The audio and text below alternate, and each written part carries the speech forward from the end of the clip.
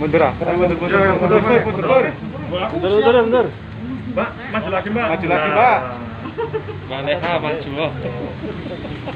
Aduh. Kenal Bu Leha. Kerjaannya apa, Mbak? Jualan. Oh, juara. Kok katanya sering ikut penyanyi kalau ada orkes-orkes gitu, Mbak? Kadang-kadang. Mbak ini sama para korban ini hubungannya apa? Teman. Sama-sama penyanyi? Dulu ikut orkes apa, Mbak? Banyak. Berarti sama mereka ini korban-korban ini satu circle, satu grup WA gitu ya? Nah, ini kan ada komplain dari para terlapor itu. Negara uangnya tidak kembali. Bisa ceritain nggak kira-kira metode bisnisnya seperti apa?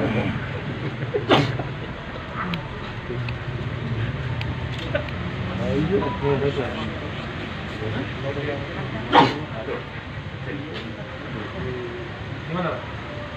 Ceritain. Dia pinjam uang gitu terus diberi keuntungan. Itu untuk apa?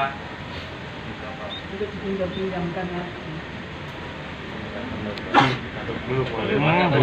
Dan Nah, Keuntungannya berapa? hah? Tiga orang ini sebelumnya nggak ada.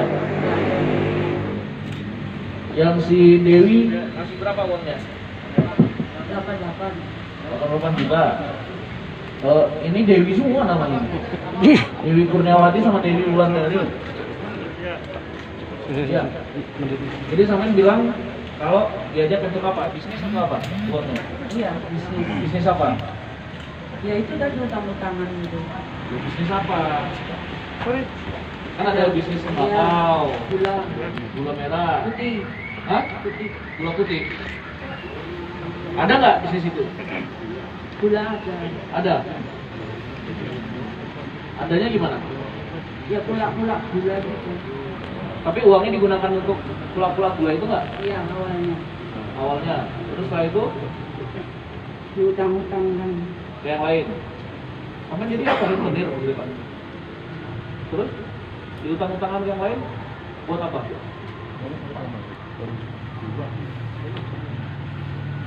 Karena banyak yang minjem aja. Iya.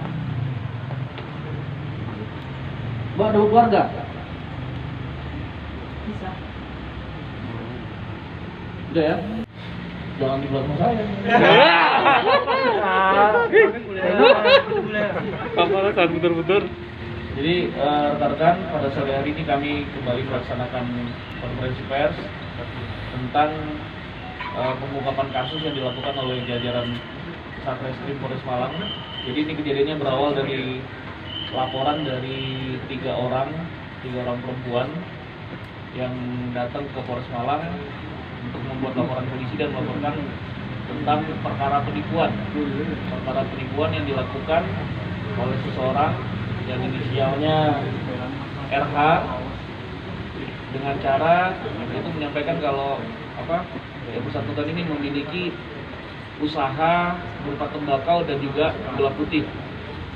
Tapi ternyata setelah dicek lebih lanjut dan dilakukan pendalaman lebih lanjut, ternyata usaha ini merupakan upaya yang fiktif, investasi fiktif yang dilakukan oleh si tersangka kepada para korban ini. Jadi modus yang dilakukan oleh si tersangka ini mengiming-imingi korban untuk menginvestasikan uangnya kepada usaha yang dijalankan oleh si pelaku. Jadi pelaku ini mengaku punya usaha investasi gula merah, kemudian gula putih, dan juga tembakau. Kemudian nanti akan mendapatkan keuntungan setelah 22 hari ataupun 14 hari. Kalau 21 hari keuntungannya bisa sampai 50%, kalau cuma 14 hari keuntungannya di bawah 50%.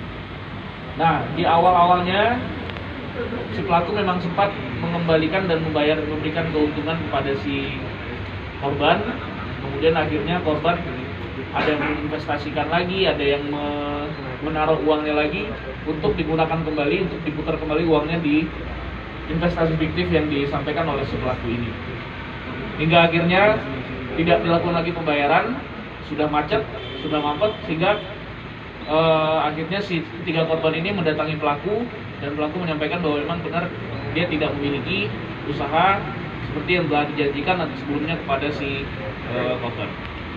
Dan satu hal yang menarik dari para pelaku dan korban ini, mereka ini adalah teman yang cukup dekat. Mereka sama-sama merupakan penyanyi dangdut di orkestra yang ada di wilayah Kabupaten Malang ini, sehingga sudah kenal cukup lama dari si korban dan juga terlapor ini. Dan ini kasus ini juga sempat menghangat pada saat baru dimulai laporan, karena status dari pelapor dan juga terlapor yang juga merupakan sama-sama penyanyi dangdut di wilayah Kabupaten Malang. Kemudian untuk seluruh korbannya ada berapa, dan itu apa semuanya memang penyanyi dangdut semua? Ya kebetulan itu tadi karena mereka berteman, Mas. Jadi yang disasarnya ya akhirnya yang sama-sama penyanyi dangdut dulu. Untuk sementara korbannya 3 orang.